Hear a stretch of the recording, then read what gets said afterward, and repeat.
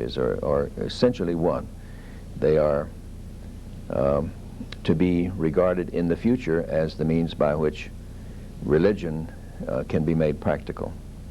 And it is with this in mind that I became very interested in trying to see what religion is going to be in the future. You refer to the parallel with the child becoming the adult. Traditionally, it was, as John Nesbitt says in Megatrends, a top-down matter. Isn't that pretty much what you've perceived? Yes. And the growing away from that now has to do with inner consciousness. That's right. And how does this come about?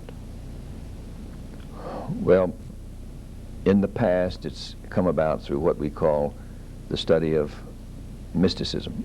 In other words, the thinking and the feeling principle in man, the thing that makes man conscious.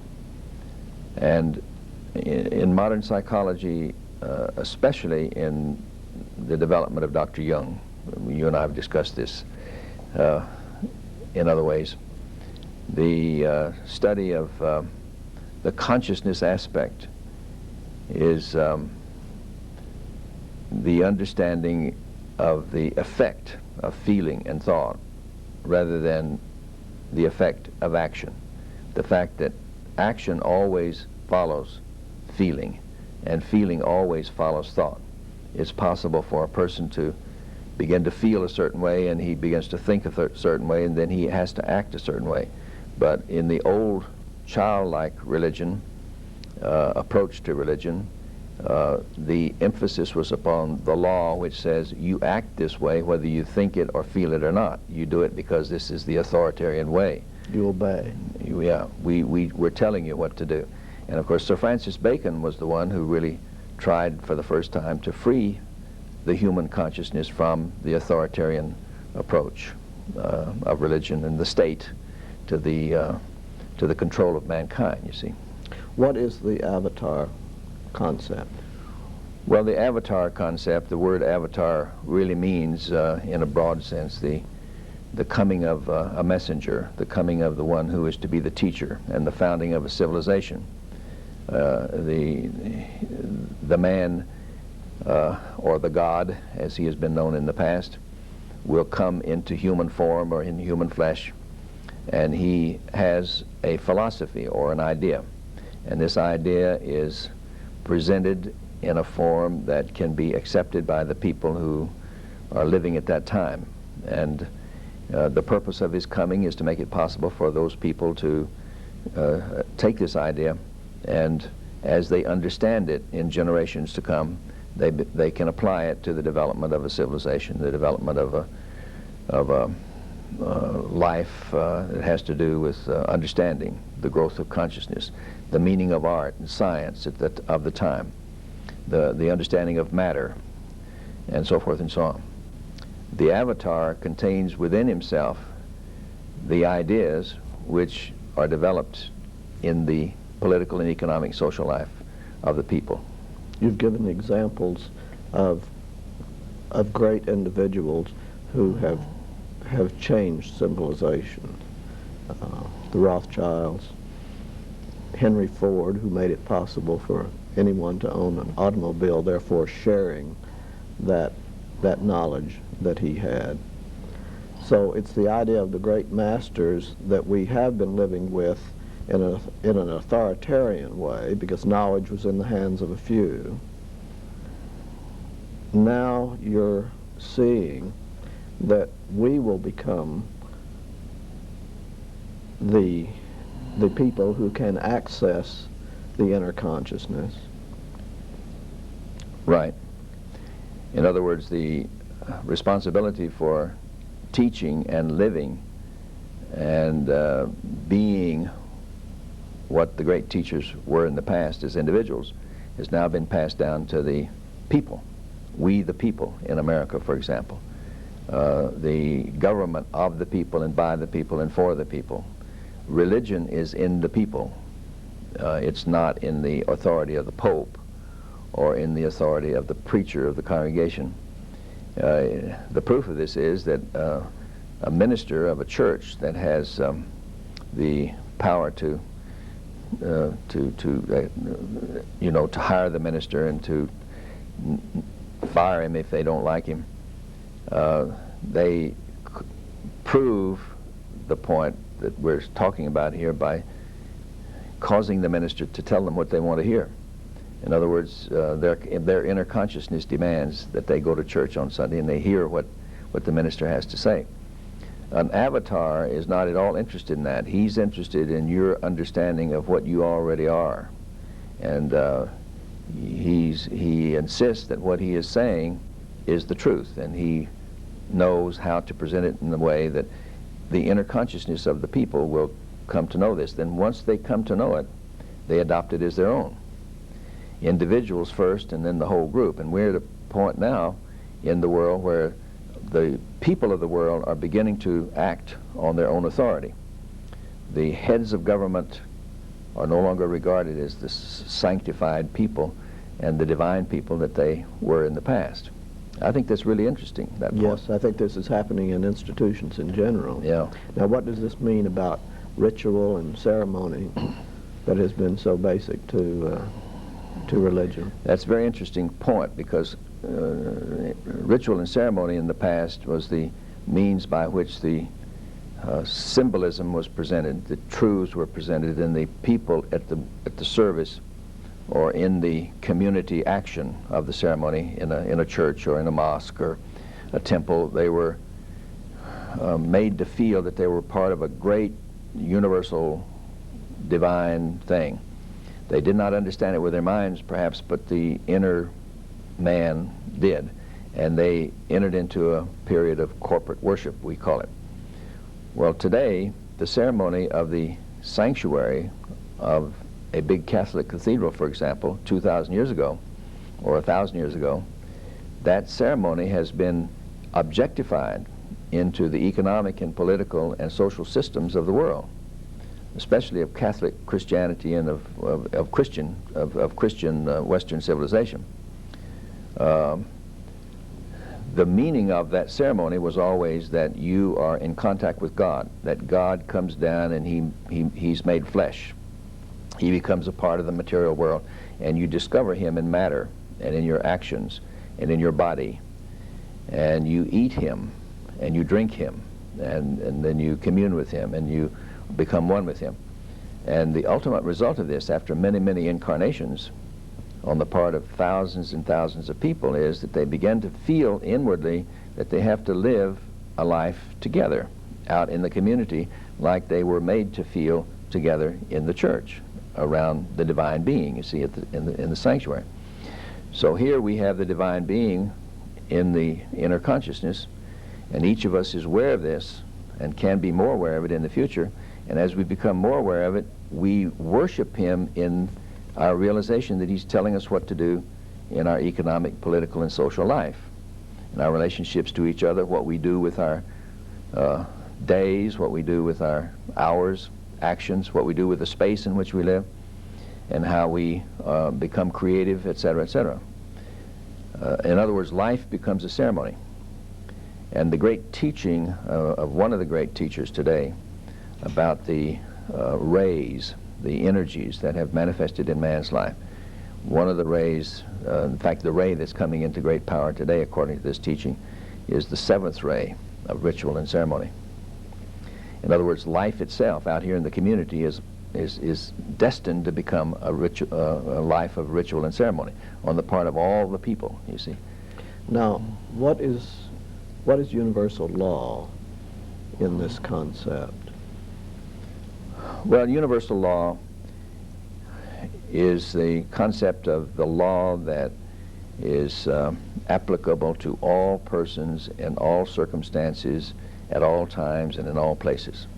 And the great masters have reincarnated sufficiently to be fully cognizant of what that means. Yes. They are human beings who have lived the lives and who have had the experiences that have made them absolutely conscious and convinced that universal law governs everything, and so they live by the universal law. And consequently, every detail of life fits into the governing factor of the universal law.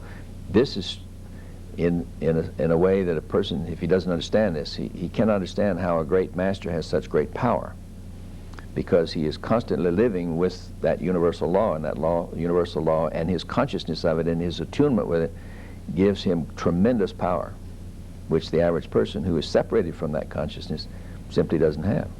Now, you've said that every great civilization has failed to take advantage of the opportunities that were presented through great masters and their contributions in science and so on.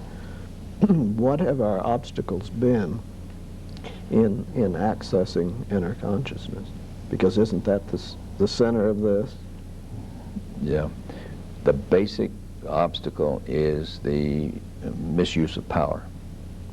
There's always a group of individuals in every civilization and every institution that wants to grab the power and wield it for their own personal gain and for their own personal amusement, whatever you want to say that, however you want to say that.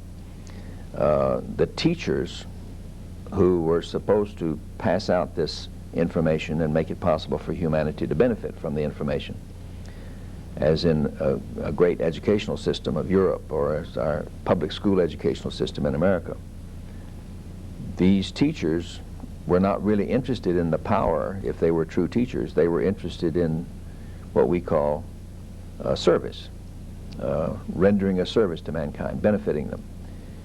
The proper use of power would be the rendering of that service and seeing to it that the teaching was given the right to be disseminated among the people.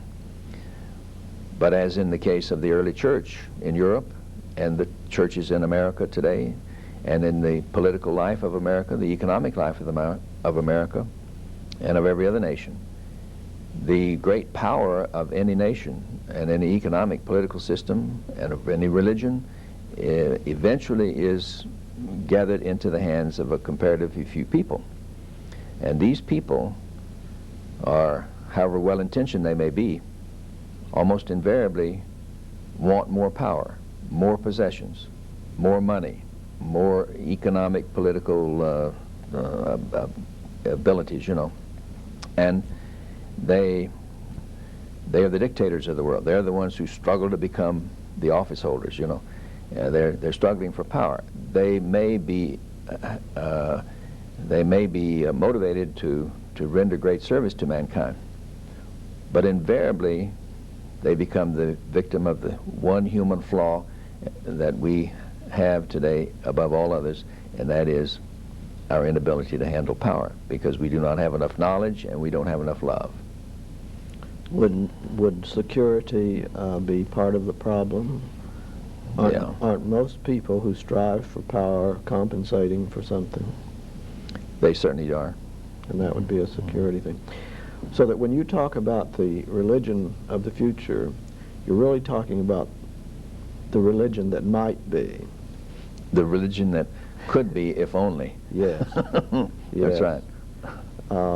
Because it's a combination of being able to reach the inner conscious, which we can't do if the ego is in the way, and using the knowledge to benefit mankind. A very interesting point along this line, and we mentioned earlier, is that all religions have tried to make the followers of that religion and the people who were to be the leaders in the creation of civilization, they tried to make them feel that divinity or God is in the material world, in the energy of matter, as we would say today, or in the human being, as in the Pharaoh, or as in the person of Jesus Christ. God made flesh, God made man, and so forth. And today, the scientist is the great high priest of the religion of the future. I mean, he's dealing with truly mysterious things and great power, and he is in the process of discovering more and more as he goes into his sanctuary, in other words, the laboratory, and he worships there. In other words, he focuses his mind, and he He has revealed to him, the great secrets that are in the mind of God and in the material world, which is really the body of God, according to the scientist who is religious. Well, the scientist has to agree with all other scientists, because science, as a religion, has become really scientific. In other words, it can be proved that scientists can check each other, on the material plane. People who are thinking and spiritually realizing on the soul plane, as in the great advanced intelligentsia type on the spiritual plane, they have a hard time proving to the public and to each other that they are one. They have a hard time checking. The masters can do that, but the scientists can do this on the material plane. Now, what does government do to a scientist? The government takes the scientist and says, your knowledge on the material plane is going to be turned into government use. We're going to use this for the power of the government, you see. And so all this sacred knowledge, which should be and could be for the unfoldment of man's spiritual consciousness on the material plane and his understanding of the universe, is turned to the gratification of and the holding of the material world in the power of a government, you see. The government takes this energy and goes out and it blows up millions of people and destroys billions of dollars worth of property and threatens to have war and conflict and so forth and so on to protect our interests. Well, religion has something else in mind as a technique. War literally has become an obsolete method of settling man's differences in the light of the latest discoveries in science. You have said that prayer and meditation are, when properly done, scientific, meaning that there's nothing about it that cannot be defined specifically. It's an interesting thing that at Harvard, Dr. Benson, who wrote a book called The Relaxation Response, is studying the meditation process with exiled Buddhists to see exactly how they accomplish those incredible feats that they do. I'm still concerned with how we are going to turn around the condition that we're living in some cases without religion at all, because it has no meaning, and in other cases because of ignorance, and suddenly become spiritually oriented people. That's quite an order, Dr. Taliaferro. It certainly is. It's not going to happen suddenly. It's going to happen over many centuries of time, and the seeds of it have been planted and are now being planted in what we call the great bits of knowledge concerning the nature of the universe. The ancients in religions speculated on the nature of the universe, and in modern times we are able to not only to speculate, but we're able to prove our theories or our speculations by scientific experimentation. We can send instruments out into space, and we can walk on the moon. We can send instruments by the various planets, and we can receive information, and we can verify our speculation. There is a great field of knowledge called speculative science and speculative philosophy. When the people of the world are able to do what the professor at Harvard is able to do, that is to scientifically verify responses and realizations and knowledge and how we can come together and act and feel and think and exchange verbally what we know and understand each other, then we will be able to do out here in the marketplace, as it were, what they're able to do in the laboratories of the psychological department of Harvard. It's a great thing to understand this, because if you have a spiritual realization of some kind, an illumination, a psychic realization of truth, meaning that it's in the soul, it's in the mind, and if I have one, and yours is one thing and mine's another, the skeptics say that you and I cannot come together, and therefore, we can't get together in our view of the universe. But the same thing is true with a person who lives at the top of a mountain and the other person who lives down at the bottom of the mountain. He doesn't see the same world. And only recently as Einstein's great revelations, have we come to understand really what this means. And Leibniz talks about seeing the world out of the monad, the little hole, the porthole, you know, of your consciousness. And each of us sees it in a different way. But the person who wants to put all this knowledge down is the person who sees these differences as the reason for his disclaimer. In other words, he says it's not true because you don't agree. Why should we agree? If I see the world, why can't I come together and put it together with the way you see the world? And the religion of the future will be precisely that. Instead of Christianity and denominations in Christianity saying that other denominations and other Christian bodies or other religious bodies and other religions could not possibly be true. Just because we don't see it that way. You know, there will be the understanding of oneness. Yeah. It's got to come to that. But we don't sit down and talk about why we're different, you see. And we have a hard time accepting a premise. We're so different from each other that we have a hard time accepting a premise that we can accept to begin the conversation. Now, if I dare to interpret Jung, he was saying that oneness was the bringing together of the conscious and the unconscious. Right. And is that your thinking, or does it go beyond that? No, it's essentially right. In other words, he used phrases like the collective unconscious. He also used phrases like the archetype, you know, the meaning of the archetype. Right, and the self. The self. He also used the description of man's consciousness in the four functions, for example, you know, the material and the emotional, mental, and intuitive. And he tried to make us realize that all of us are essentially the same. We see the same things. Our dreams are the same. Our inner experiences are the same. Our outer experiences are essentially the same. Even though we may be physical, emotional, mental, and spiritual in that order, as we point out human beings. The fact is, however, that we're seeing the same world, and we're seeing that world with the same consciousness. We've got to come to understand the oneness. We've got to begin with that oneness rather than begin with the differences. So is this one, Jung's influence on you has been profound. Oh, it was profound, yeah. And where are the profundities? In what areas? Well, if you read his autobiography, and you remember what he said when he had a dream of the monk who was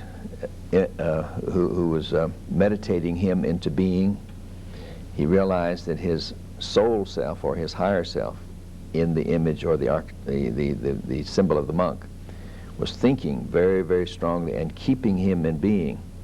For many years, since I was a very young person, I began to realize from some reading that I did when I was young, just discursive reading and trying to begin all this work of a lifetime. I one day was sitting on the front porch of my parents' home, and I suddenly realized that if life is what a book that I was reading said, and I even forgot the book, but if it was what this book was explaining, then I was here because a mind was right up here, and it was thinking me into being and holding me in its image. And if for one moment that mind ceased to concentrate on me intensely and undeviatingly, I would simply cease to exist.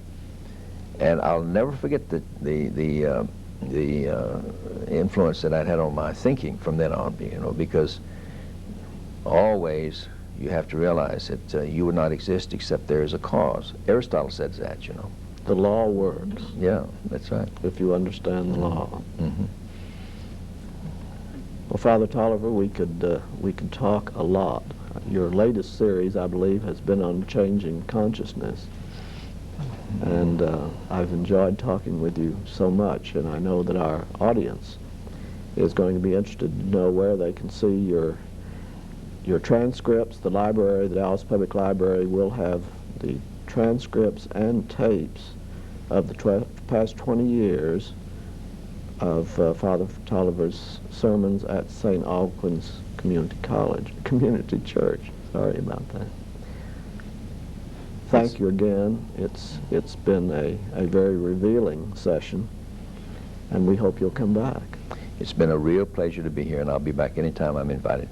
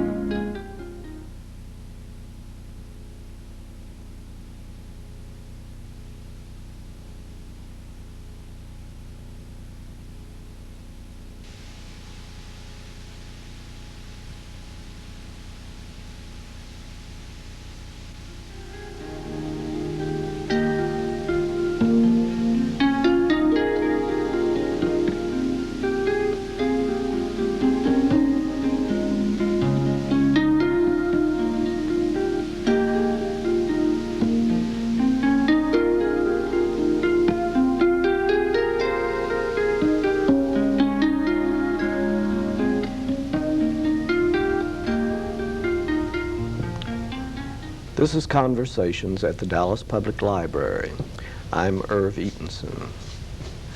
We're talking with A.A. Taliaferro, Dallas metaphysician, founder and rector of St. Alcuin's Community Church. This is our third interview with Father Taliaferro, and we're going to focus today on death and the change of consciousness. Father Taliaferro, it's good to have you back. Thank you very much.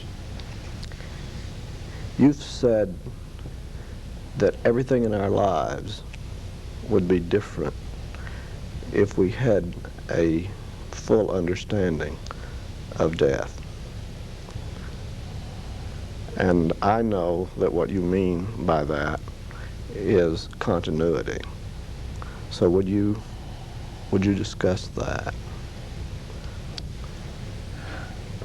By continuity, I think we mean, I think you mean that we need to discuss the fact of rebirth and resurrection. That is, death is really resurrection, and birth is really rebirth.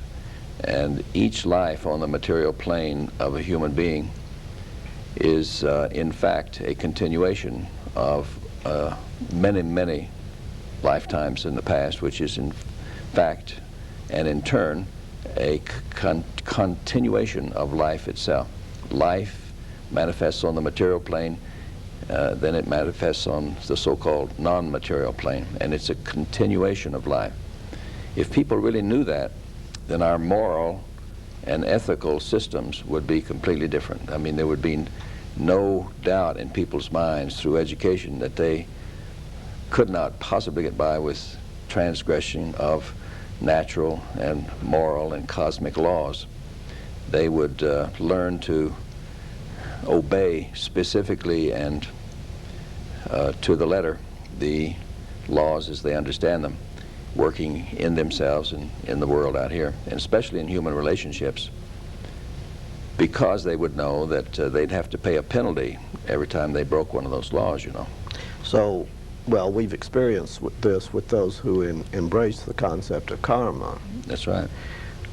But there have been problems from the beginning about the soul and man's willingness to believe that there is that aspect. And isn't that at the heart of the problem? Yes, and it really comes out of the emphasis that in Christianity, in the beginning of Christianity and the beginning of the establishment of the European Western civilization as we understand it, emphasized the understanding of the material world, whereas in the Orient, the educational system, as we see it in religion in the past, emphasized the consciousness aspect, the mind and the feeling nature of human beings.